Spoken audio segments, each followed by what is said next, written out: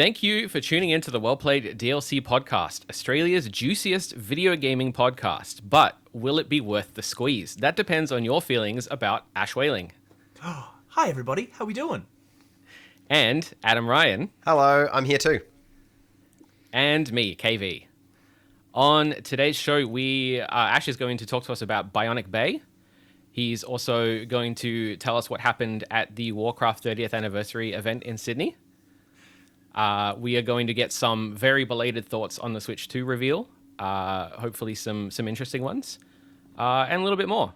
Now, Ash, I feel like it's been a minute since you and I hung out on here. It has. What's the goss? It's been a red hot second. What's the goss? Mate, I'm catching up.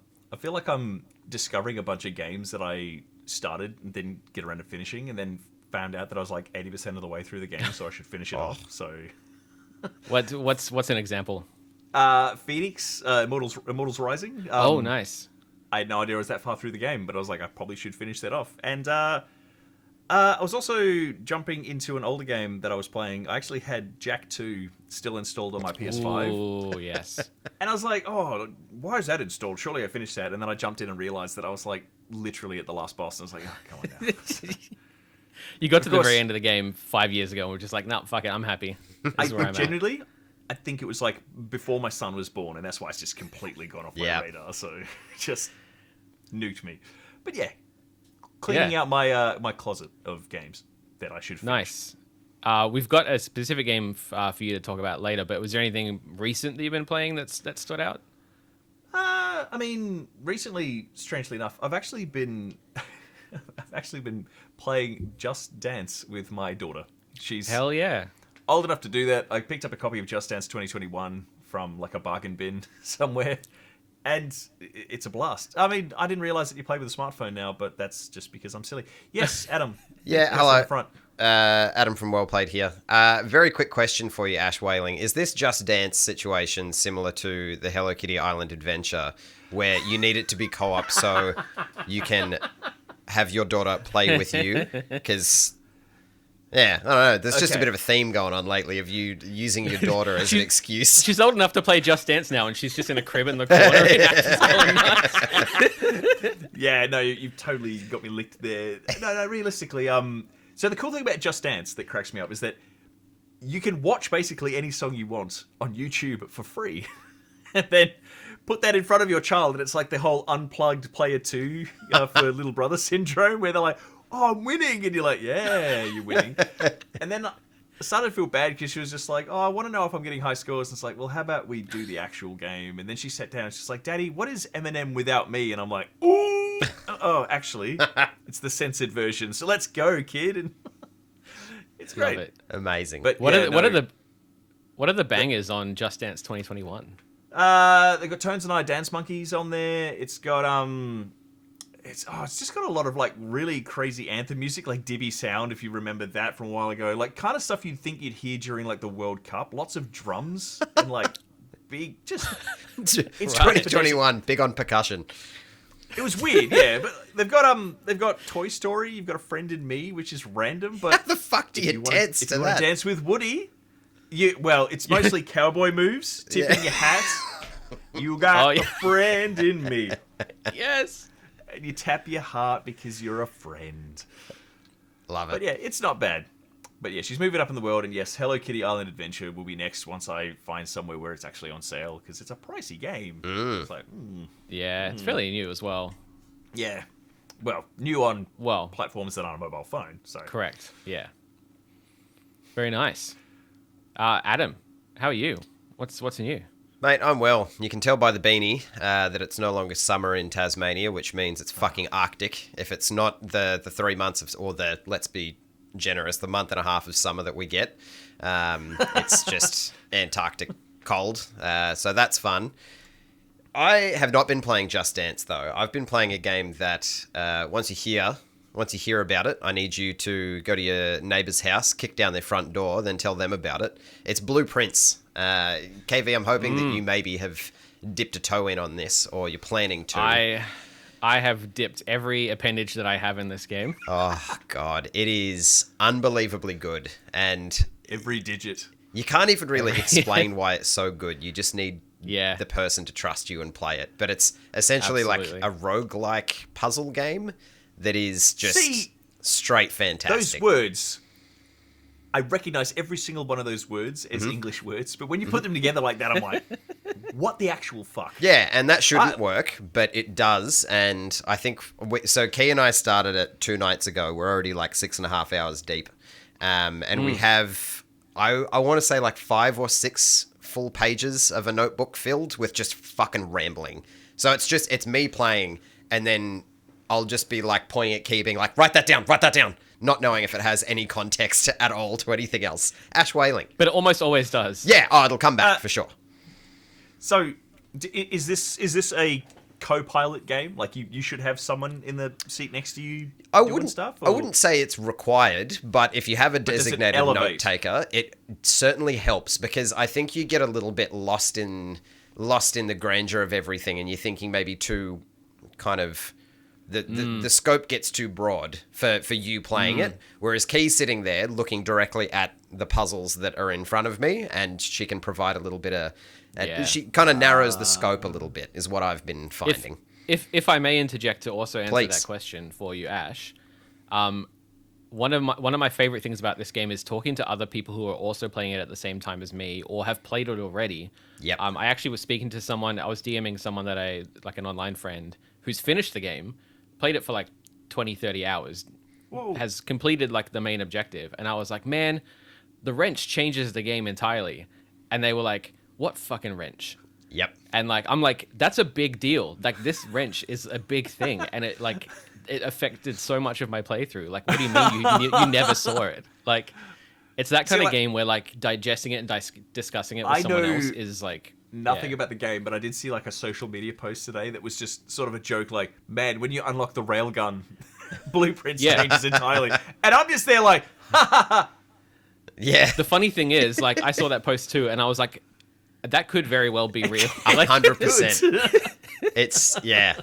It's unreal. It's gripped me tighter than any game has in a very long time. Like, in the opening, like 5 minutes, I was already... Even, I'll be honest, booting up the game, you get the title screen and you hit, like, new game, and I was already completely taken. Yeah. So Ash, you need to get on it. Someone's staring down the barrel of a long Easter break with like 10 days out of the office.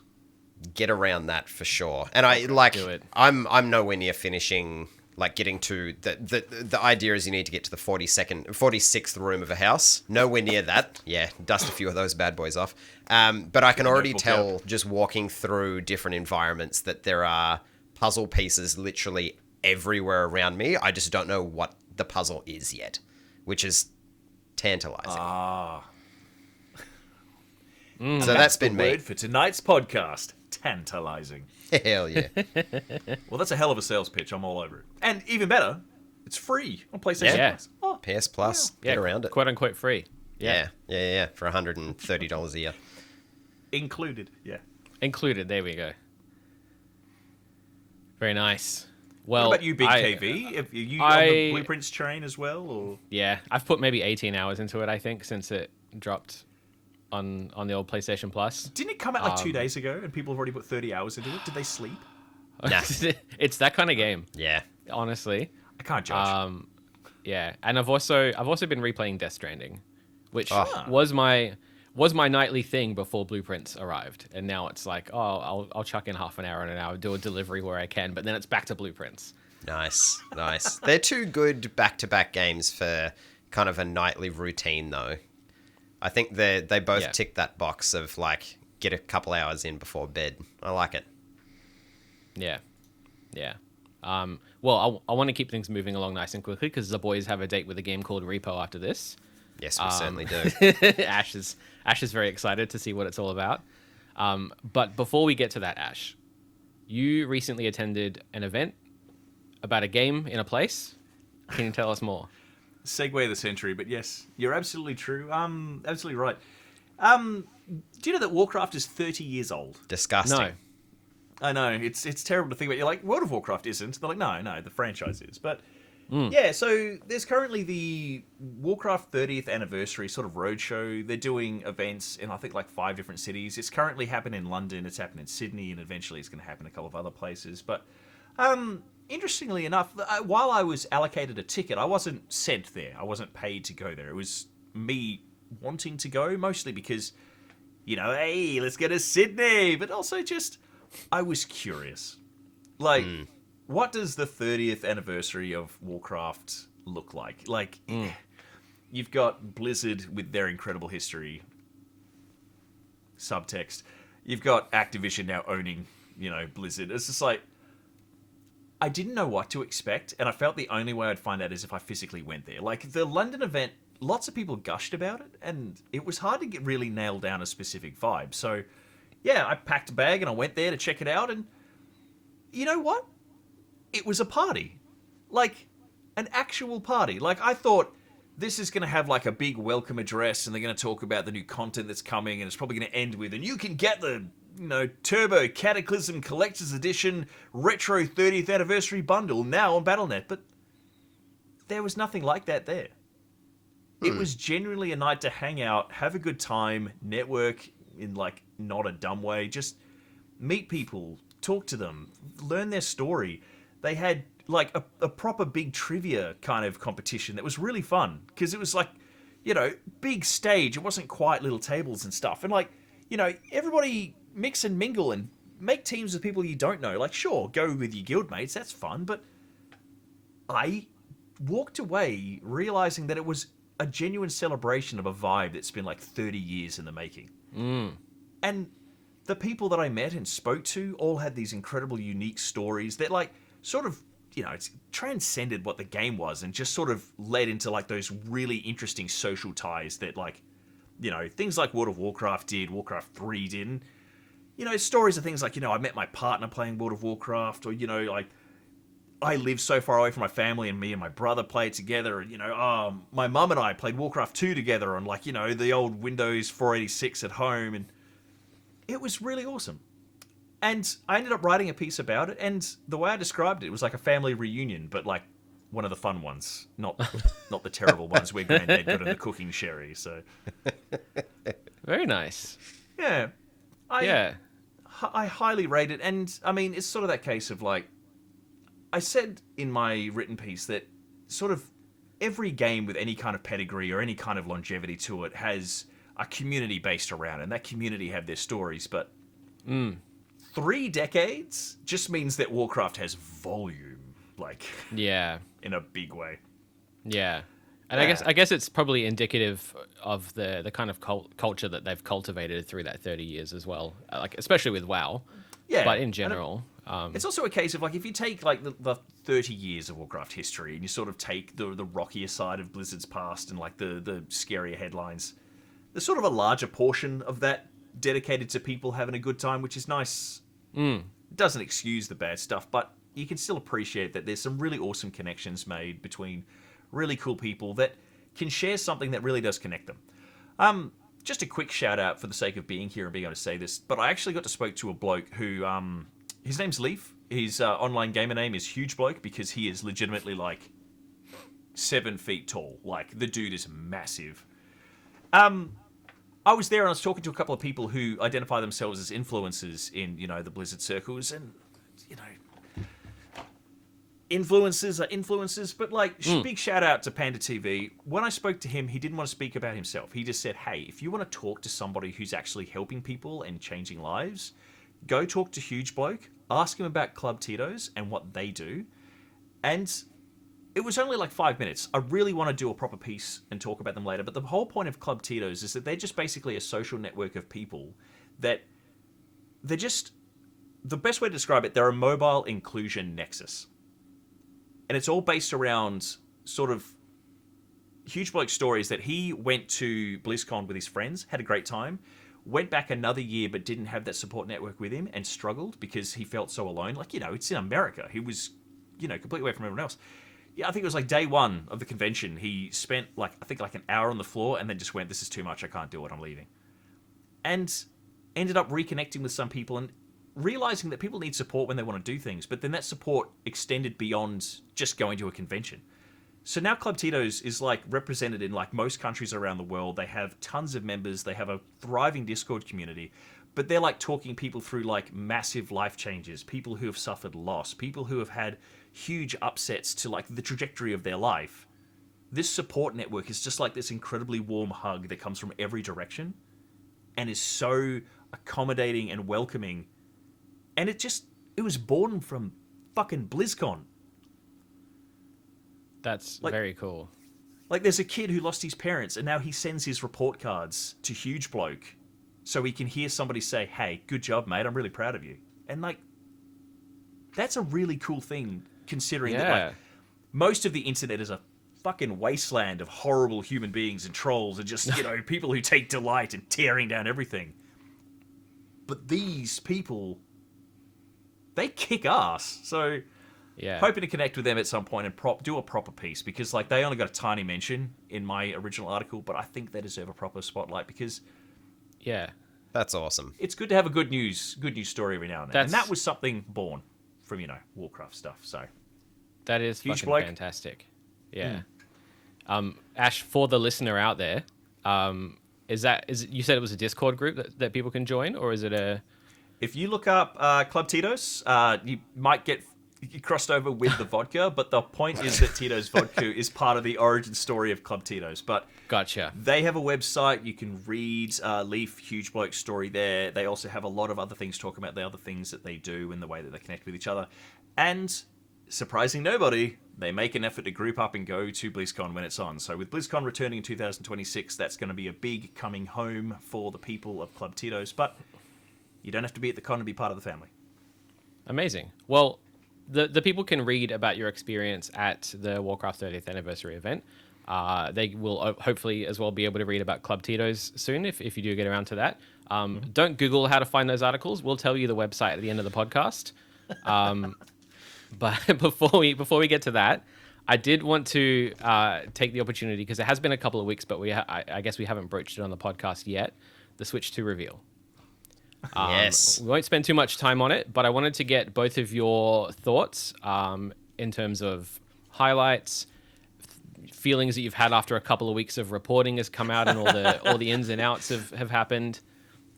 Adam?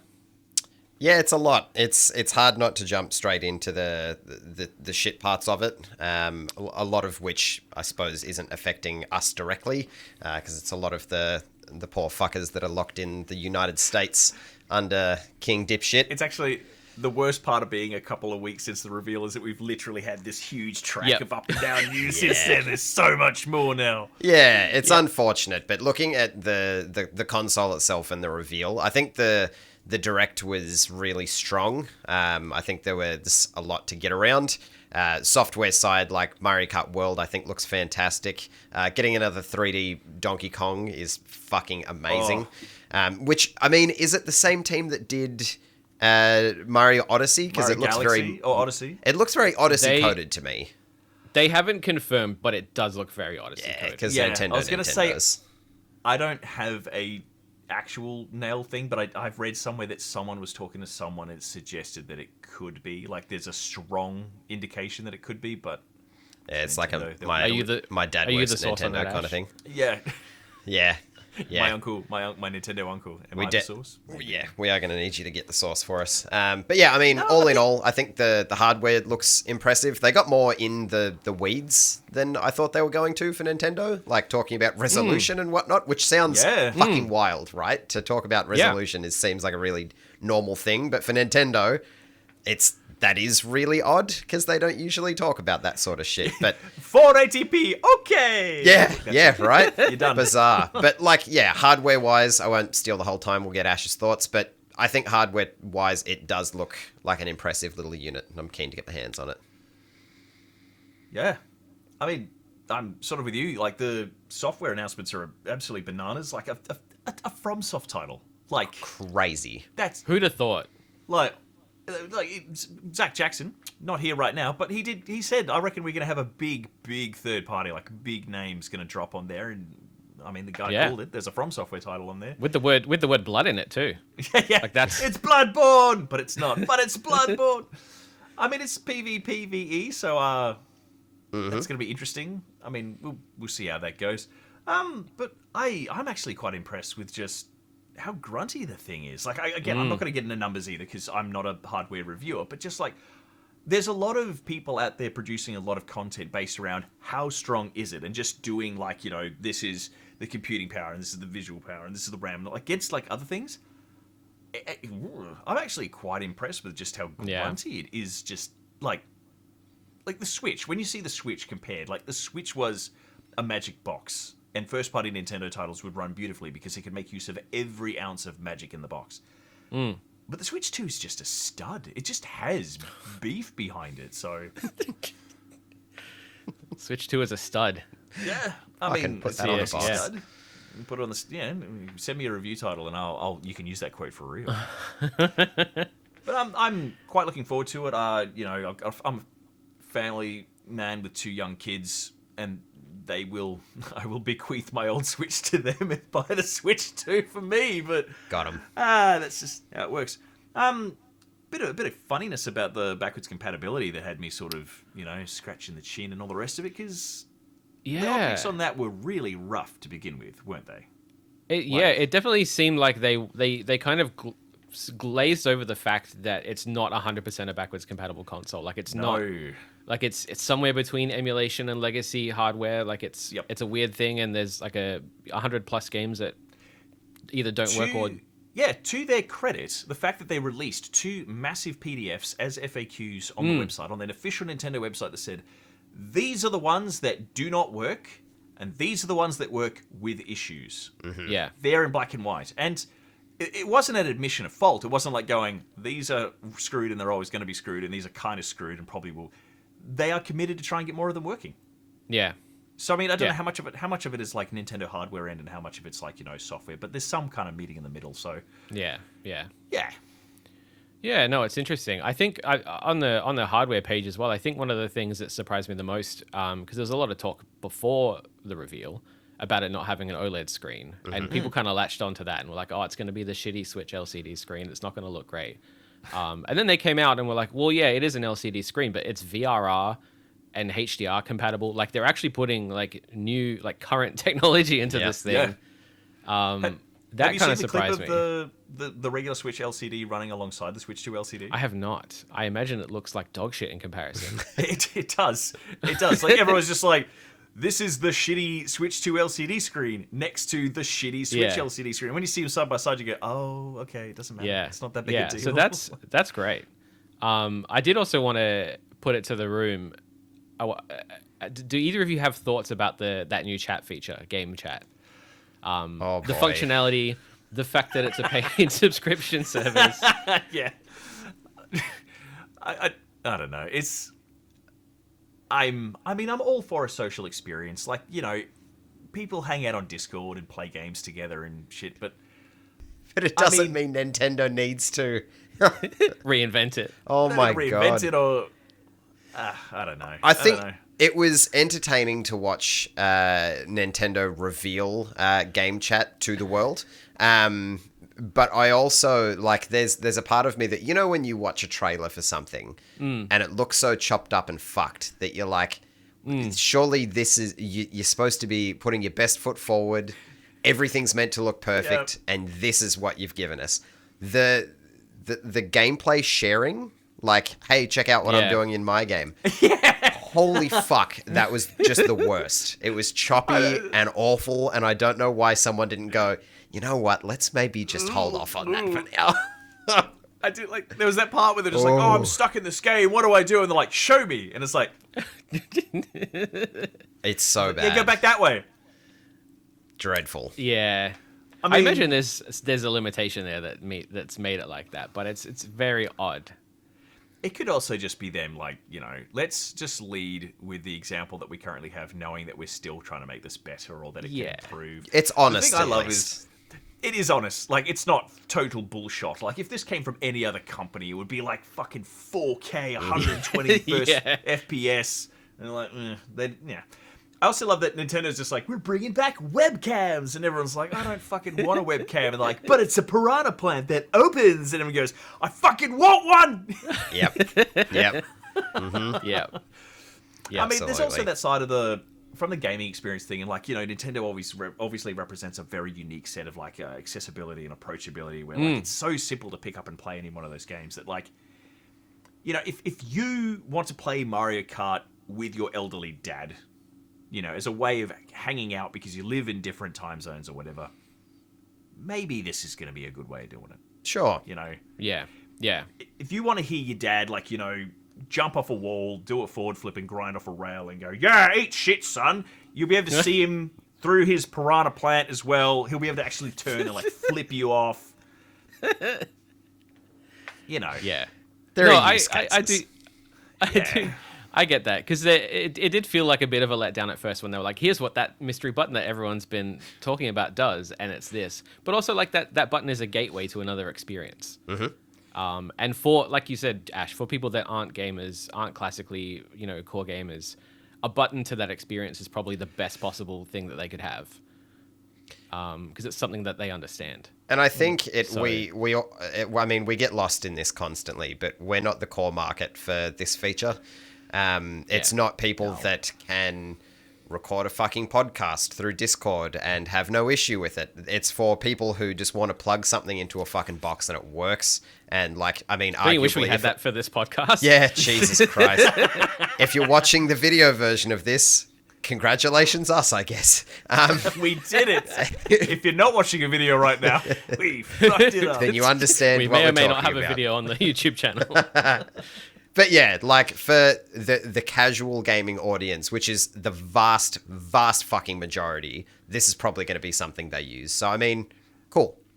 Great. Yeah. Open question. Yeah. The special social chat things, it's pay to use, but is it just Switch Online? Is it just folded into that? Yeah. Okay, so Yeah. that's not so It's not that big of a deal. It's like you're paying for the online feature.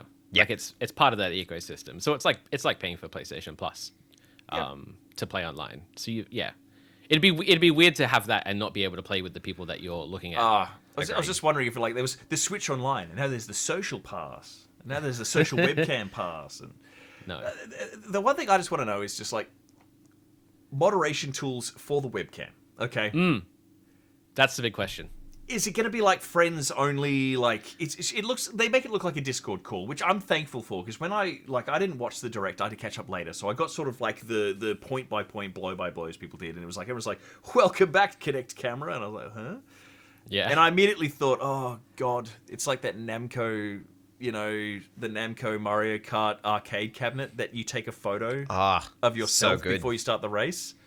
It is good, except for when you're playing like the 8-player version at like Crown Casino in Melbourne, and somebody in that brief moment quickly jumps up, moons the camera before the race starts, and then you're driving, and then Wario flies past you, and it's a hairy man's ass. And I immediately thought, if they're bringing webcams back, Wario ass is coming for me again. But yeah, the way they present it, it's like a Discord call rather than like, you know, "Hey, you'll pass Luigi, quick, send him a video." Very much. I imagine it'll be gated behind the classic friend code system and all that jazz. They said for like parental controls, there will be a thing where it's like the companion app. It'll tell you that your kid's trying to use it, and you can see who's going to be involved, and you can say yes or no. So, Yes. I don't know. I don't give a fuck. Fuck them kids. Wario's hairy ass is trying to join your son's party. Not again. No.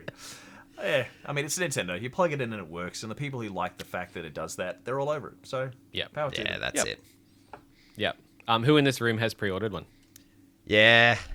I think That's we're all. that's 100% hit right there. Yeah, 100% for me was the Donkey Kong and Mario Kart double trouble was Donkey Kong Bonanza had me in the hole. Like, Yeah. I was already planning to pre-order it. If I wasn't, that was what was going to send me over. Because, like, that looks Absolutely. two shiny. two super quick things because we've talked about it for ages already. But the announcement of Kirby Air Riders is fucking wild. Like super crazy that it's a Sakurai game for reasons. Yeah. I don't know. I don't. Look, Sure. for Sakurai to be involved, for them to be doing it at all, they must have something up their sleeve. For that Right. game. Yeah. That's the my original thought. wasn't worth a sequel. No, I'll be honest. that's why it stayed So, dormant like- for fucking So forever. there must be something in this. It's a stealth Smash Bros. Release. People don't realize it yet. Like, You watch. And Enter the Gungeon 2 Everybody's here. had me in fits. I Ooh, watched yeah. this so early in the morning, and I got far too excited. Very good time. Very, very good time. Keen for it. what about if we're gonna make mention of one thing before we move on from this thing? Silk Song. Just the Silk Song. See ya. Yeah, it's just. By the way, we exist and we are coming out. Oh, okay. Like, That is yeah. do you think that they've got some kind of special relationship with Nintendo at this point? Like, That seems to be the only place it pops up is Nintendo Directs. just sending a text to like, hey, we're ready to make the game. Are you ready to make a new Switch and we'll release on that? Yeah, I guess so. Like, Well, it was at the Nintendo booth when it was playable at PAX Oz, right? Mm-hmm. So I guess It's weird. I love how much of a flex that was from Nintendo to be like, we know you care so much about the Switch 2 that we could literally show you Silk Song for 15 seconds and you'd forget about it. I actually love that shortly after that, like, I think it was like within 10 minutes of that ending, Microsoft had like done an Xbox tweet going, oh, and it's coming to Game Pass. And like, Yeah. it's just like, Matt, could you just let Nintendo have its minute, please? Yeah. Like, come on. They love it. Crack me up. Fantastic. I'm actually gonna jump straight to the next sort of group of topics because I do want to get through this as quickly as we can. Ash, back to you again. Sure. You have been playing a game called Bionic Bay. I absolutely have. It's that's my review for April. I did a preview for it back, I think, at the end of February. I got to play like 6 levels of it. Had a really good time. Was very excited to play the full thing, and you know what? It has the juice. Ooh. Preview is juicy. The full game is even juicier. So, Bionic Bay is. I'm not going to call it a perfection platformer. It's like not one of those ones where you got to like. It's not Super Meat Boy-esque, but it is similar to that. But from a little developer called Psycho Flow Studio, and I think it's a dual development with another group called Marina Oi. It comes from Kepler Interactive, who've published some pretty cool stuff like Scorn, like really cool experimental things, probably like stuff you wouldn't usually see in like other stuff. But it's this beautiful pixel aesthetic platforming game that's sort of based in this ridiculous like industrial nightmare scape, like, you know, the idea of like going to like a metalworks factory, but it's been like, you know, put through the filter of H.R. Geiger kind of stuff. And the entire thing is just, you are this weedy scientist bloke, and you run, and you jump, and you try and get out. And, you know, that sounds pretty basic in theory, but, like, I showed you guys a quick clip before we started talking about it. So that way, because I feel like it doesn't matter how many words I use, I will undersell it. But the whole idea of it is there's just simply, this space that you inhabit is such a nightmarish and weird thing that you never know what's coming up. You always have the tools to get past whatever's coming up. And then once you get past that, you don't know what is fucking next. And then that's just the whole game, start to finish. So very, very basic platforming elements. You can grab onto things, you have a jump, and sort of you can combo, you jump things. Like you have like a roll and a jump, and it's a bit like that whole like the kind of the Mario aesthetic where like if you do certain things in certain ways, it impacts how you change. So if you roll into a jump, you go further. If you jump and then roll in midair, you dive. And so suddenly you have all these really clean controls for getting around, but then the game sort of mixes it up a bit by giving you these specific tools that persist throughout the game. And one of the main ones that you see in all the marketing for it is this thing that's, they call it a teleport, but I've just started calling it the swap. Mm-hmm. And the way that the swap works is you can mark an inanimate object, if it's allowed. You can't, like, you know, move an entire building, but like you can move a barrel or a crate or, you know, some larger things. You mark it by touching it, and as long as it stays on screen, if you push a button, you and that object will swap positions. Very basic tool. And it does not change. That is how that tool works for the entire game. What shifts and changes is the situation that is presented to you to use that tool. So initially you use it to like clear some stuff out of the way, but then like later on you'll be like, you know, there's a screen where there's like a conveyor belt that's moving along these lasers that like cut anything organic into pieces, but it doesn't chop up a crate. So, you know, you sort of push the crate onto the conveyor belt, you tap it, and when it gets past the death laser, you swap with it. Cool. 2 levels later, you've got to fling a crate past a missile system through, like, you know, a tiny little opening as it falls past like 2 or 3 other lasers, and right before it leaves the screen, you got to swap with it and get to that point. And like, that's how it keeps working. It just sort of keeps upping the ante, but the way that you do things is always the same. The game is absolutely stunning to look at. It's one of those games, because it's all pixel art, and it's so razor sharp and carefully put together and incredibly polished. The game itself is less than 600 megs in size. Damn. But I know, it's ridiculous. Like, I pressed install and it was done. I was like, oh, something's wrong here. And then I did the same thing on the PS5. It was like, done. But it's all hand-drawn pixel art. It uses, because it's all 2D, they use parallax to sort of try and make things look like they're bigger, and like there's always something amazing happening in the background. There's foreground elements that sort of move past you, and like the cameras will dynamically pull back and push in depending on what you're doing. So it's always gorgeous to look at, but it's so carefully put together that you never lose track of where you are and where you're going. And I have to say, the combination of this absolutely gorgeous aesthetic that has this amazing soundscape behind it, and then just this platforming control that is just so tight, like it is just absolutely making diamonds. I struggled to walk away from the game. Like, I was like, oh, I'll just play a quick session. 2 hours became 4 hours, and the only reason I went to bed is because it was like past midnight, and I was like, if I keep playing, if I keep playing now, I'll feel too tired to play it properly tomorrow, and I want to play it properly tomorrow. And like even replayability, because it's like this whole sort of like not quite perfection level platforming things. Replaying a level now that you sort of figured some tricks out means that you can do it better. And then that's the cool twist, is that the game technically has a multiplayer mode, which is a race, where you can jump into a level and you'll have like, I think they're ghosts of other players, but you'll be able to race against their ghosts, and then you can sort of crib from what they're doing, but also do your own thing to try and get ahead. So some dude might leap through a gap. Meanwhile, you might do the roll underneath it, so that way you could lunge into a jump afterwards, and it rotates the maps throughout the day or throughout the week, so that way you can sort of jump in and do different ones. Oh, that's very cool. I like that a lot. Super cool. Yeah, so even if you just play the base game, you will have an amazing time, because there's like, I might be wrong, there seems to be like 30 levels, and each level is just gargantuan and awesome. But then there's this cool multiplayer element where it's like, I might just go race some people I've never met and just see if I can school them. And then not, because I'm terrible. How long would a level take to... So if you were just mainlining it, just get from start to finish? I reckon you could finish the whole game in about 10 hours. Okay. Yeah. But like, cool. A level can take like...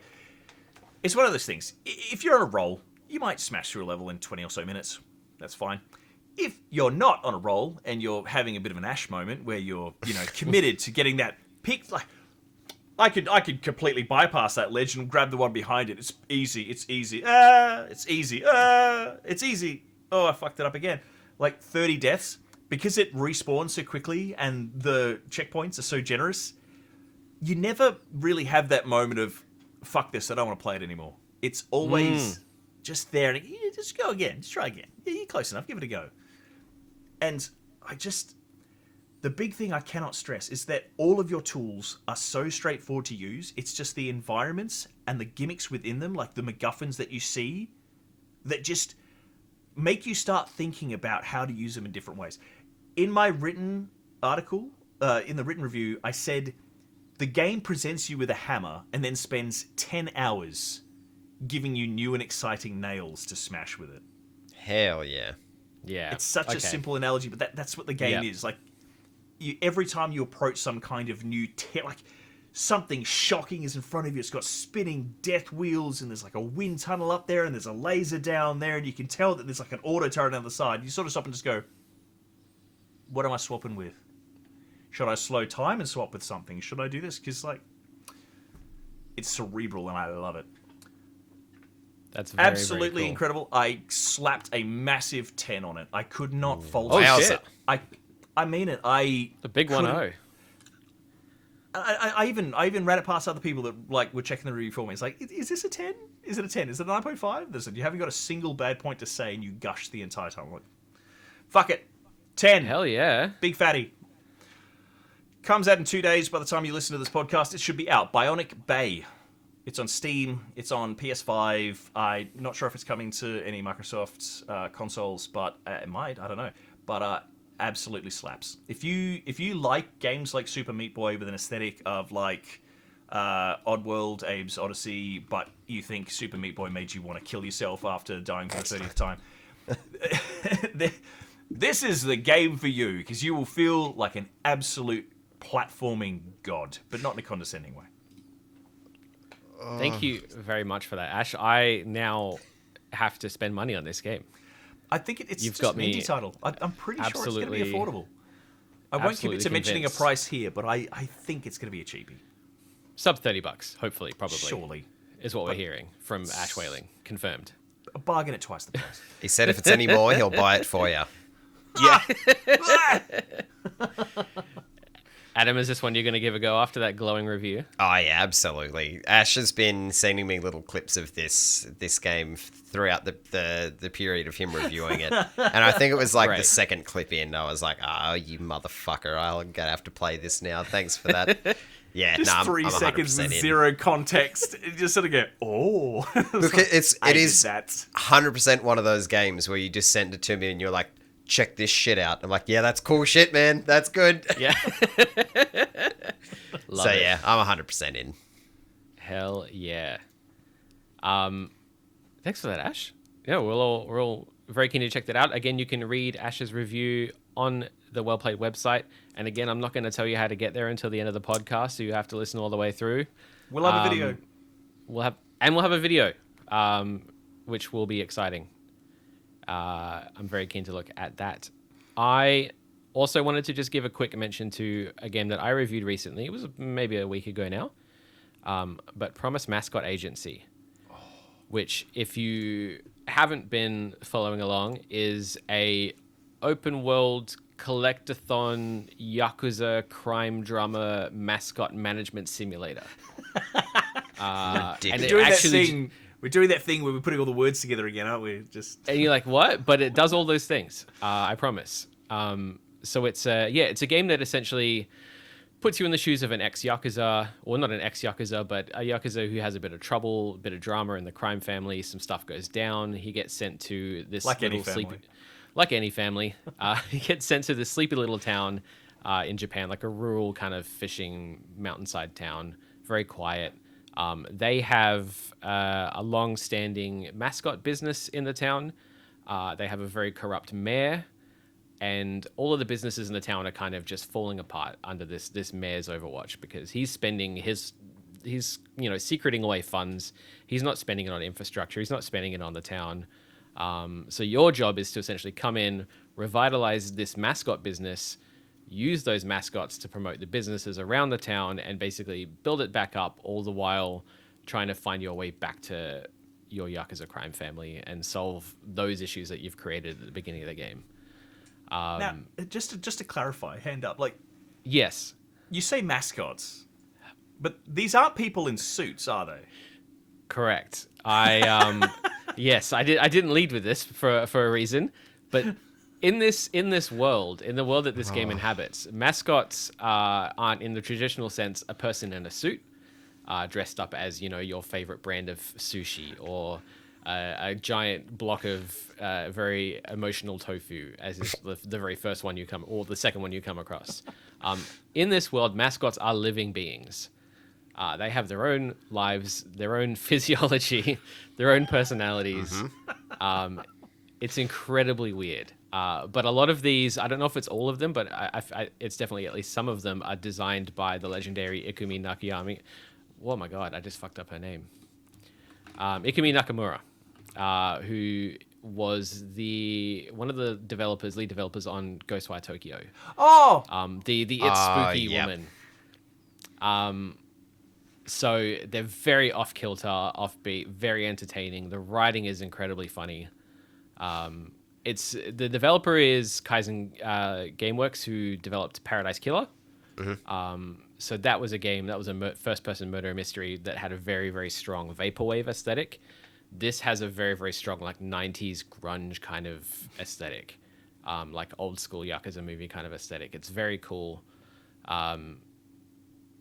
The main two things you'll be doing in the game are driving around in a beat up Mitsubishi, like a mini truck. Yeah. Going I love your from screenshots. going from business to business, like exploring the town, talking to people. You eventually get jet boosters and wings, so you can just like Of course fly it up the mountain, which is fantastic. And then the other sort of side of gameplay is the business management side of things, where you've got to send your mascots off to do jobs. You've got to make an income, upgrade your facilities. The two things you're sort of saving towards are obviously things for your business, and also a looming debt that you have with the Yakuza family, that if it's not paid in time, someone important dies and it's essentially game over.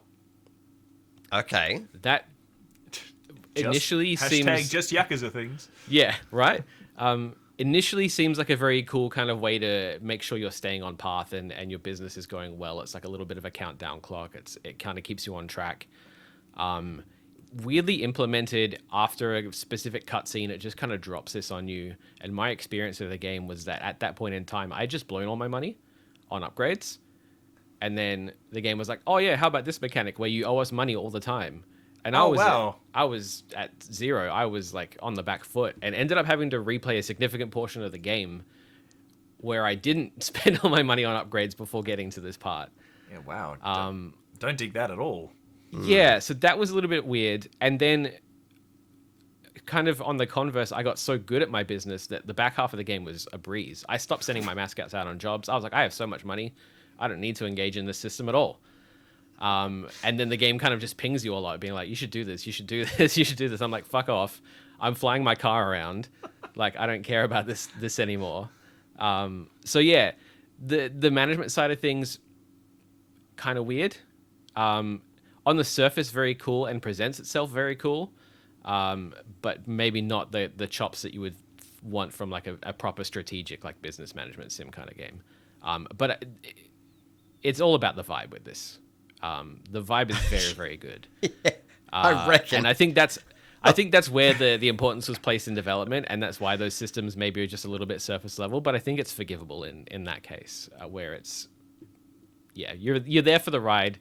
The ride is weird and hilarious at all times, often very dark and like darkly funny. Very, very cool. I ended up giving it an 8.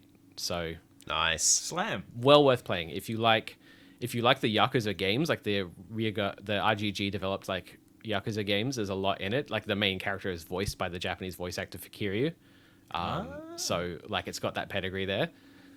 But yeah, well worth a look in. Is this on like PlayStation and Steam and It stuff? Like, is it on most, or... pretty much everything, I think. So it's on PC, it's on Switch, it's on PS5 and the newer Xboxes. Yeah. I mean, after seeing a screenshot of like the van like literally gliding off the mountain, I sort of thought that looks so ridiculous. I want to give it a go. Yeah. I think you would enjoy it. It was seeing a cut off thumb in the back of the severed thumb, yeah. Yeah, in the back of the truck that really solidified so that's for me. That's your constant companion throughout the game is Pinky, and Pinky she's a severed finger. Well, she's a severed pinky, which obviously, if you're familiar with the way that the Yakuza operate, is appropriate. Of course. But yeah, the second screenshot in that review is Pinky like flipping the bird with her two hands, which have fingers. I'm like, hang on a second. So what did she get severed from? If she's a living being, I don't need to think about this at this time of night. Thumb. Does that her help? Dad is a thumb.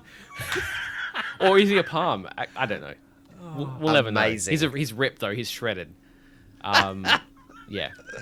That's all you need to know about this game. Actually love it. Oh, I dig that. And it's also, I feel like it's like $40-ish. It's a little bit more. It's a premium indie game, It's yeah. Yeah. I did also want to give a shout out to Zach's South of Midnight review, because I don't think he had the chance to talk about it on the podcast, and he is currently holidaying in Europe with his teal backpack, having a grand old time, smoking darts, eating What a baklava. knob. Eating baklava and chuffing darts. Yep, scoffing baklava, punching darts, classic Zach Jackson. He had a lot of really, really good things to say in his review. I'm just going to read the conclusion because I think that tells you everything you need to know. He said, although its gameplay is merely serviceable, South of Midnight's dark yet compelling narrative is the shining light, elevated by excellent sound design, enchanting characters, and a spectacular art style.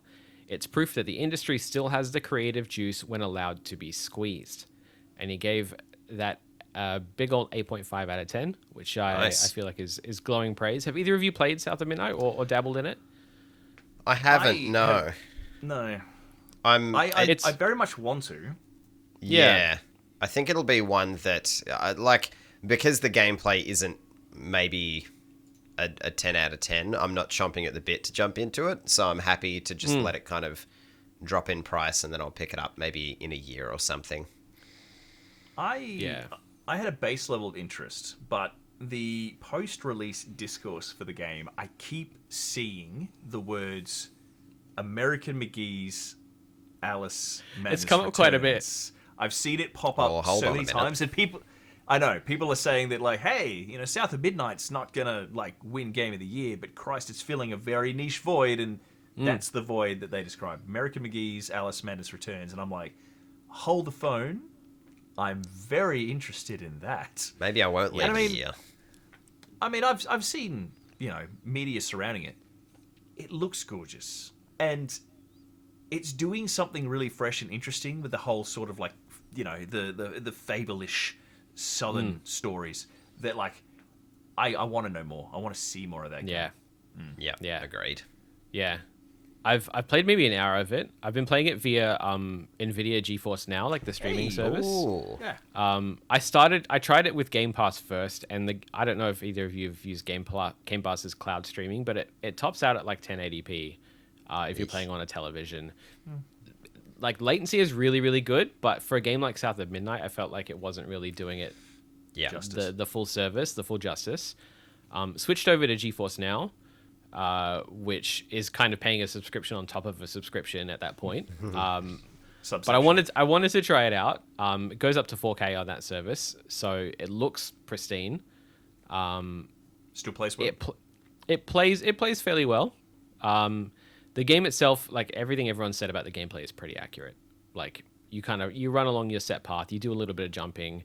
You go into a little arena sort of cut out of whatever level you're in, fight some enemies, move on. It's there. But every cutscene, every character that's introduced, all the fantastical creatures that come into it, there's just so much there to fawn over. So I feel like that's what's going to drive people forward and not any of the gameplay. You just want to see what's next. You want to see where you're going to go. You want to see what giant, weird animal talking animal that's going to pop up. You want to see where the story goes as well. It's a very kind of southern gothic fable tale. It's very cool. So I hope it comes to PlayStation at some point, because I feel like I would prefer it to play on a piece of dedicated hardware that I own. But we'll see. It'll happen. We will see. But yeah, again, go read Zach's review on the website. You'll find out more about that website soon. News headlines, which we're going to run through in rapid pace because we're approaching the 60-minute mark, and I did say we were going to do this in a tight 60. And there's a couple of big meaty pieces in here. First of which, I'm going to read the headlines that I put in the document because I like doing that. A terrifying new development in PS5 pricing. I mean, boys, amazing. What happened to consoles getting cheaper? I know, over right? the lifetime of a console cycle. Where did that go? I don't know. What are we doing here? The digital PS5 now costs as much as the disc drive one did upon release in Australia. To be fair, why are we being punished? First of all, yeah, I know. It feels so wrong. To be fair, it is going to make the PSVR 2 look like just that's an additional purchase instead of something that's more expensive than the console. Silver linings, Sony's- boys, is all I'm saying. Yeah. Sony's like reading it, just going like, oh, the PSVR 2 costs the same as the console, does it? We'll see about that. Everyone's like, yeah, the PS5 Pro is good, but not $500 more good. And we're like, well, we'll fix that. It's cooked though, isn't it? It's rough. It is. I'm glad that I already have the console because that's it's at a price point now where I'm like, I'd maybe reconsider and just stick with what I've got. So yeah. That's rough, man. Yeah. It's just tightening the entry point for people who like aren't already in the ecosystem. Like I always thought the whole point of the console experience was that you have to get the console into the home. You have to get the console into the home. Once that's in there, boom, anchor point. Other things will come to it, like flies to shit, like moths to a flame. You just need to get the console into the home. This is making it harder to do that. Yeah. So It also feels like we've been told for so many years, so many decades, that the console is a loss leader. You get that in your house, and then PlayStation, Nintendo, whatever, they make their money on kickbacks from the software. Whether it's pumping out discs, whether it's licensing fees, whether it's their own games, controllers. Do we think there's an element of like, because the game release cycle is widening so much, because it's taking longer for everyone to pump out games, that money is starting to dry up, and there's less to justify selling these consoles at a loss or starting to discount them? I don't know. Like when you look at numbers, it's like what the PS5 was last recorded. It's like something ridiculous. Like bazillions of them are sold. Like it was like 30 million or something. It's not like it's doing badly. Like people are buying them at the price points that they're asking for. So I don't know. Like obviously the PS5 came out. There was distribution issues. There was manufacturing issues. There was the scalping problem.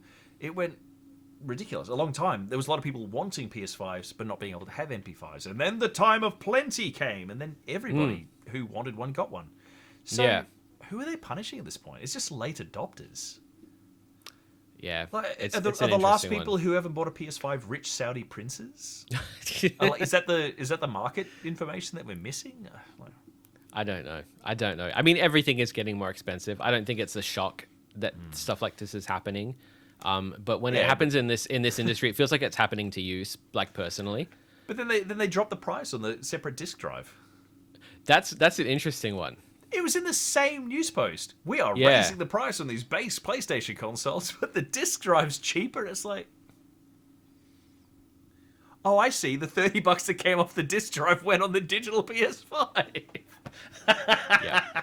It's an adjustment, everybody.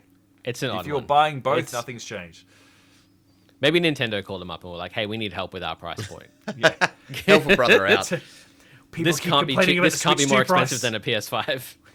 We need new headlines. Yes. Well, hopefully we've all got our PS5s already. This doesn't affect us personally. Just the chumps who waited too long. It's a great time to jump on the Facebook Marketplace. There's plenty of them on there for reasonable prices. You just got to get them from the smoke-free homes. Wow. Amen. Speaking of people who spend too much time on Facebook Marketplace, Zero Company. That's what I used to call Star Wars fans, but Adam, what is it now? Fucking good. That is very, very good. Hell of a segue. Hell of a title.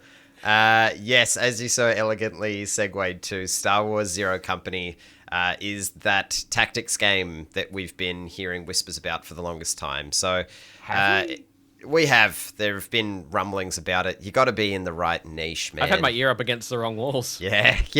Really? I've just been hearing my neighbors boning. You've been hearing about Star Wars tactics games. Different wall, brother. Different wall. So yeah, it's a tactics game developed by BitReactor, which is a whole bunch of folks who made XCOM. There are some Civ devs, Elder Scrolls Online. I think Gears of War as well, maybe. I don't know. It's a melting pot of a whole bunch of different talent. And they're working in collaboration with Respawn because that's like the big papa of the Star Wars adaptations into video games these days. But yeah, we know fuck all about it at this stage, other than that it is a tactics strategy game and that it's set within the Clone Wars. That's about all we know. Star Wars Celebration in Japan is, I think like 3 days away, and there's a panel specifically about this game, so we'll know more about it very shortly. But at this stage, we just know that it is a tactics Star Wars game, and there's key art that looks pretty cool. That's about it. Yeah. So we'll just have to wait. Based on that key art, are we thinking like XCOM style, like squad? Very much. Yep. Yeah. Surely. Yeah. Okay. Yep. Yeah. So they've said it's squad based, single player, and turn based. So yeah, that's all Great. very much screaming XCOM, and I'll be in to Yep. give it a look at if that's the case. Amazing.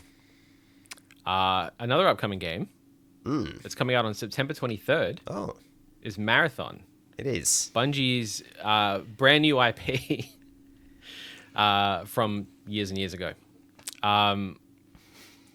I forgot Boys. about that. I'm sorry, I forgot people were reporting it as a brand new IP from Bungie, and it's like, oh, it's older than most of you are. Is it though? Yeah. I assume that both of you have looked at the reveal, have seen the gameplay footage and stuff coming out of it.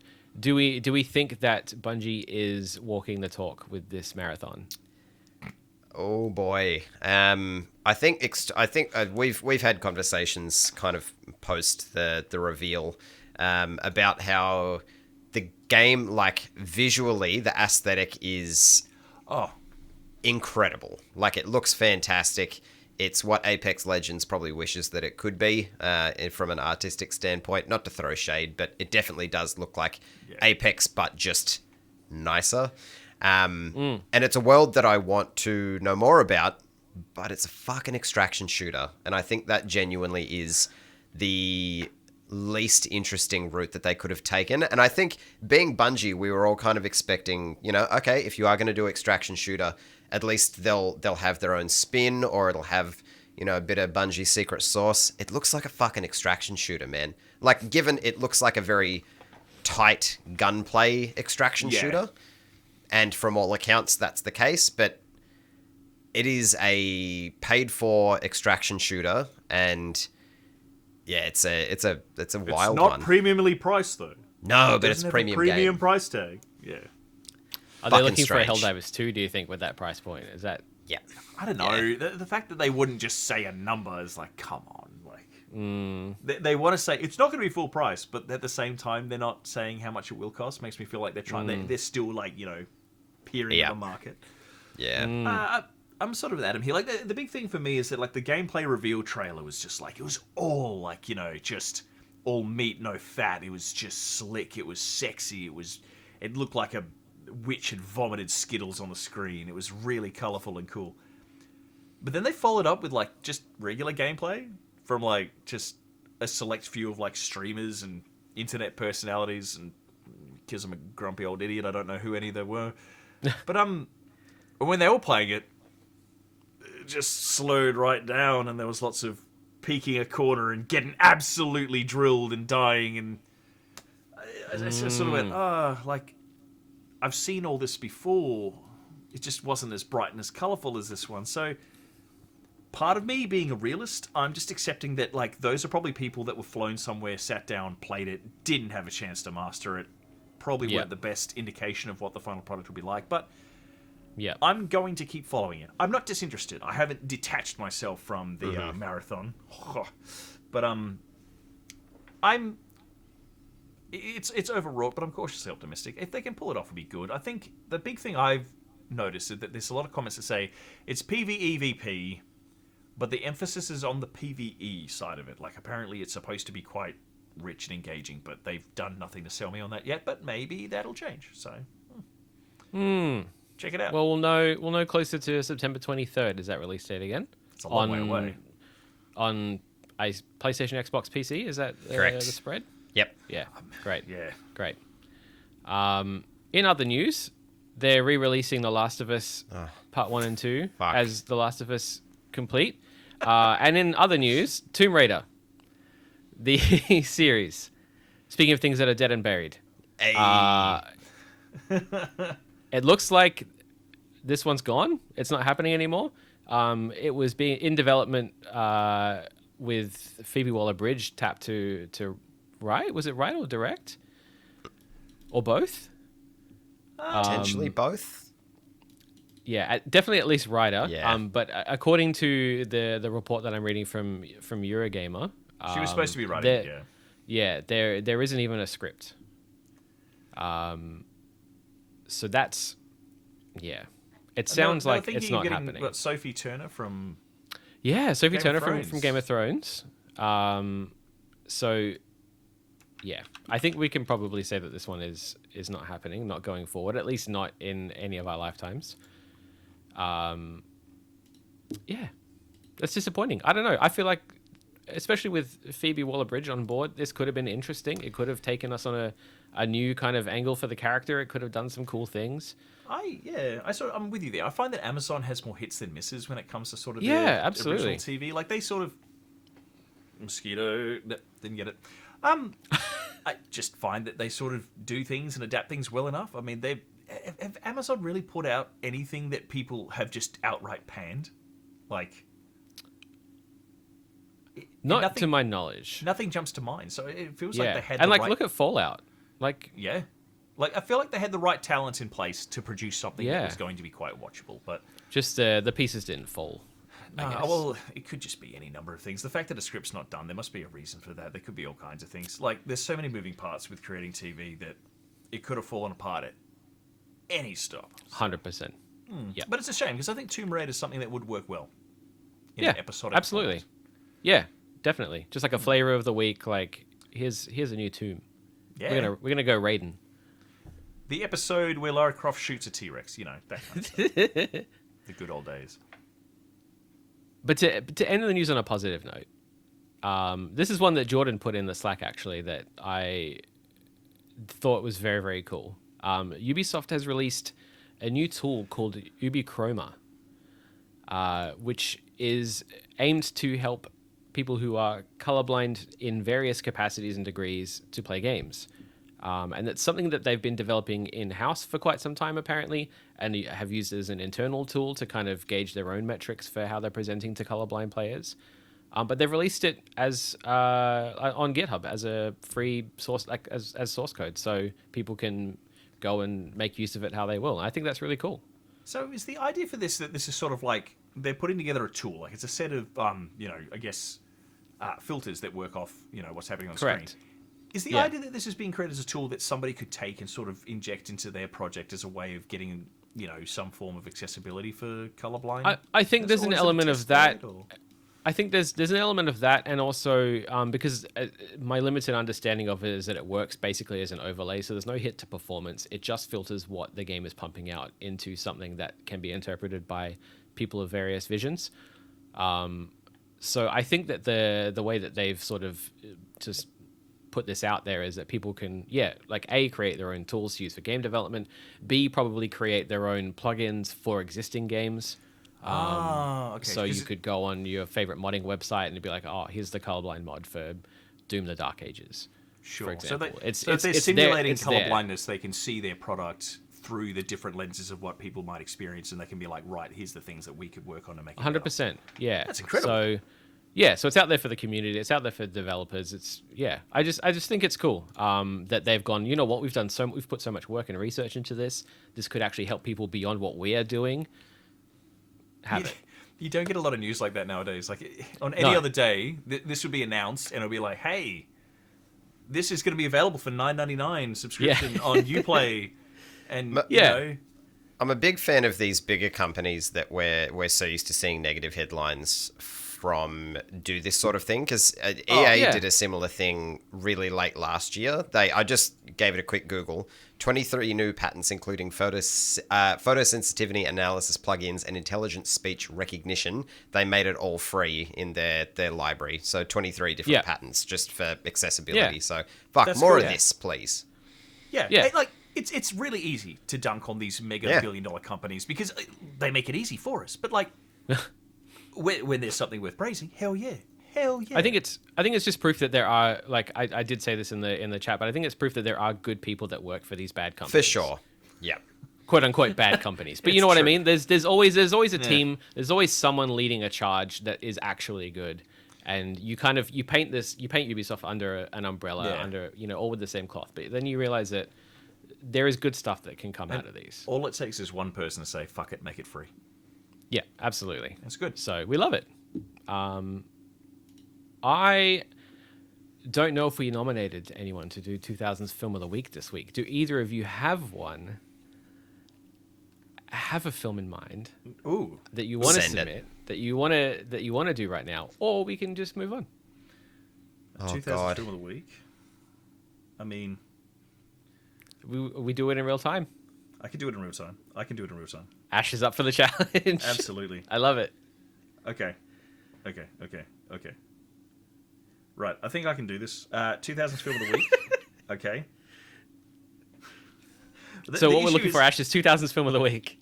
2000 Film of the Week. But I got to make sure that I got the shittiest synopsis. This is the thing that makes this fun. Ooh, okay. Okay. I'm excited. Okay. Right. Some words of this have been changed for the sake of making this get across the line, but we will do this. When an individual on the run ends up in a facility with other individuals, they see him as an opportunity to escape the people that run the facility. I think I can see which words you've changed, Ash. Is Really? it Zack Snyder's Sucker Punch? Ah, yes. The hour and 40-minute long Linkin Park music video that was Zack Snyder's Sucker Punch. Which words did I change, Adam? Do you know what it is? Facility and individual, I feel like Yes. might be slam dunks there. But I mean, if you got an idea, like the main reason I picked this is because I watched a documentary on it the other day and it was fascinating. Wait, hang on. Was it not Sucker Punch? No, it it wasn't wasn't Sucker Sucker Punch. Punch. Oh, fuck. Oh, yeah. Now the tables have turned, haven't they? Is the facility a prison, Ash? Of a kind, yes. Oh, fuck. It is absolutely a place that is where things are kept against their will, yes. Things are kept against their will. I'm lost. Where individuals are kept against Individuals? Like, if I say what these words are, it's just gone, okay? Like, the reason that the word facility and individual have been flogged here is because if I use the real words, it's done. It is done. I've got Now we nothing. just played 20 questions. Is it a pound? Very close, but not a pound specifically. Okay. Is it Madagascar? Oh, I wish. No. I wish. Damn it, I thought I had it. Okay, I will put some of the missing words back. This is fun. When an individual on the run enters into a facility with other individuals, the individuals see him as an opportunity to escape their evil owners. What the fuck? Evil owners. Anything. Evil Anything. owners. I feel like I'm further away now than I was before. Yeah, you've just made it harder. Nah, I've got nothing. No? Okay. It's going to be a shitty DreamWorks movie. Oh, you're close. It is definitely a DreamWorks movie. It's not a shitty one. Okay, sorry. What if I give you one factoid that makes it even better? From I'm the just curious. From the creators of Wallace and Gromit. Oh, is it Chicken Run? Yeah, now you Holy got shit. it. I'm so upset. What I'm year did so Chicken upset. Run come out? When did Chicken Run come out? Triple checking. It's 2000s. God, I had it open. It's literally 2000. 2000. Wow. So 25 years ago. I'm so upset. Yes. I really Why like is- Chicken Run. You really like Chicken Run? Well, imagine if I said, when a cockerel on the run lands at a farm with a bunch of other chickens, the chickens see him as their way to escape their evil owners. You'd be like, oh, fuck, is it Zack Snyder's Sucker Punch? So there are these chickens, right? And they want to run away. And that's how they pitched it to Beautiful. DreamWorks. Beautiful. Beautiful. good. That was... Yeah. I think that couldn't have gone better, Ash. Thank you very much. Yeah, Not nicely bad for on done. the fly. Very good. There's also a documentary on YouTube well worth watching. Just if Okay, only, yeah, so... if only to See, paint that's home what- the fact that they had That's no what idea what they were confused doing. me. Because Yeah, right. in my head, the documentary was like something about the real life event that inspired the film, not the making of the fucking plasticine chickens in the film. The real life event of when a bunch of chickens escape from a farm. Yeah. Amazing. And that's why I guessed Sucker Punch. I thank you for that, Ash. That's a video essay in itself. Why Chicken Run is just Sucker Punch with chickens. Clucker Punch, right? Clucker Punch. There it is, Brilliant. folks. We've done it. On that note, doesn't get any better than this. Jesus. It does not. Before we wrap up, boys, this is the time we usually talk about what we've been watching. Mm-hmm. There is one natural talking point here now. I wanted to, without going too much into it, because we already have a dedicated podcast episode to this particular show. Have either of you watched the premiere episode of season 2 of The Last of Us? No. The only thing I've Great. seen... Topic done. The only thing I've seen is the side-by-side comparison of her The dancing scene? with Dina. Yeah, that's the only thing I've seen.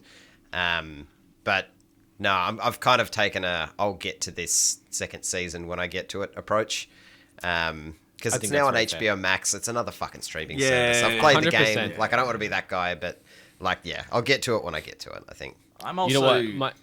I'm old and crusty enough that I don't do weekly releases of TV shows anymore. I just go, fuck Nah, yeah, I'll wait till fuck it's you, finished. Ash. Weekly releases need to be the norm. Fuck you and your binging things. I don't give a fuck that you've got kids. It has Weekly nothing is the way to go. to do with binging. I'll tell you what it is, and it's the only thing that it is. Fuck cliffhangers, especially when you know what happens. If your episode ends on a fucking cliffhanger, I'm watching the first 5 minutes of the next episode just to cut the legs off of the writer and go, fuck you, I've already seen it now. And then I go, pause, finish the episode later, see you guys. I didn't think That's that it it. was going to be a power thing with Ash.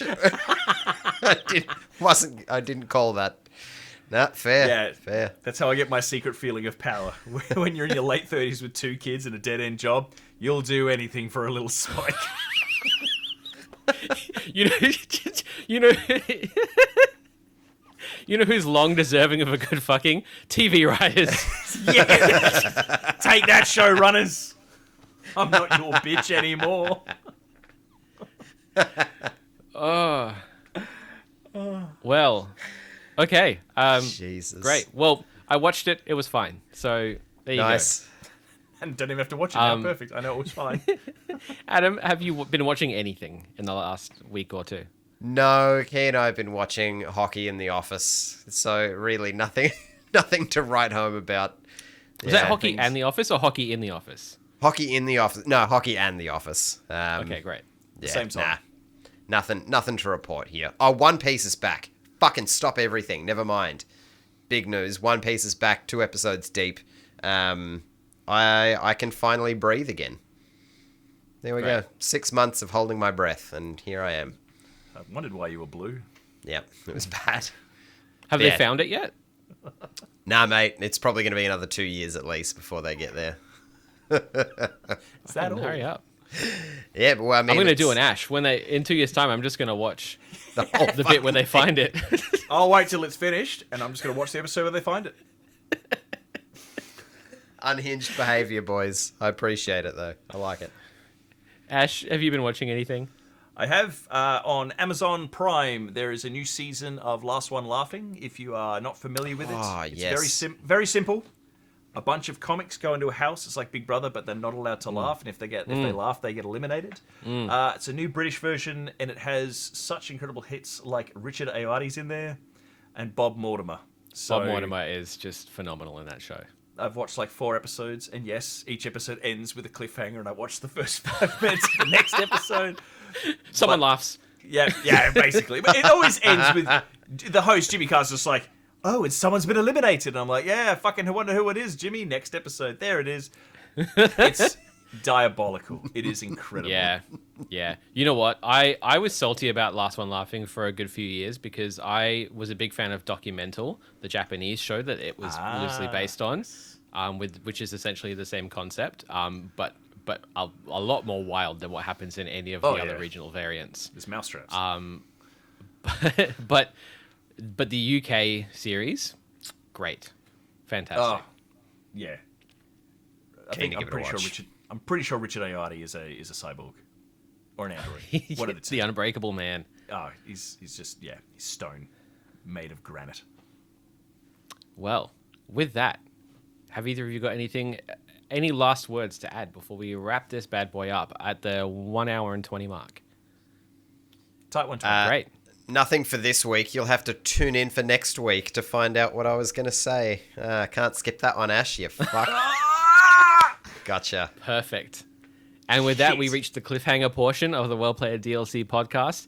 Thank you for listening to episode 247. I don't think I mentioned that at the top, but that's a fucking big number of episodes. You've been listening to myself and Ash and Adam. You can visit the website to find all of the content that we've talked about at well-played.com.au. You can visit our YouTube channel, which may or may not have a Bionic Bay video and this very episode available to watch at wellplayed_au. You can visit our Twitter at wellplayed_au, and you can visit our Blue Sky page at wellplayed. Thank you very much, boys. Thanks for having me. Tune in next week. See you next time. See you later. Ciao.